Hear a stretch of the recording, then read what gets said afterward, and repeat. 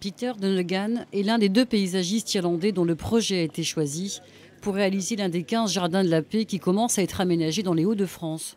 Celui-ci est en train de voir le jour au pied de l'Historial de Péronne. Situé près des Douves, ce jardin de la paix irlandais se veut être un espace partagé ouvert au public, près d'un musée dédié à la mémoire de la Grande Guerre. Ce sera un endroit où on pourra s'asseoir à l'ombre. Et ce sera insolite aussi. Le son des rires et des conversations va rebondir sur la pierre et monter jusqu'à la rue. Mais d'en haut, vous ne saurez pas d'où ça vient.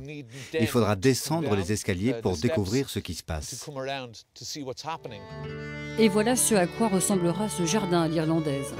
À travers l'art paysager, ces jardins deviendront de nouveaux espaces de recueillement, des lieux de promenade paisibles, tout proches des lieux d'histoire relatant les conflits passés.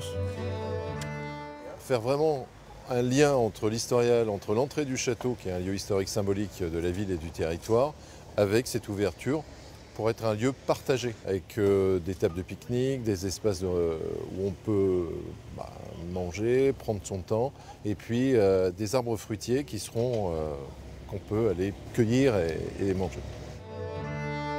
Péronne et à Thiepval, un jardin anglais sera aménagé.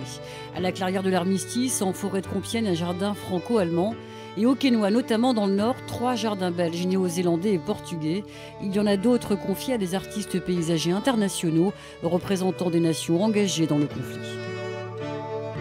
Il traite des grandes questions de la société contemporaine.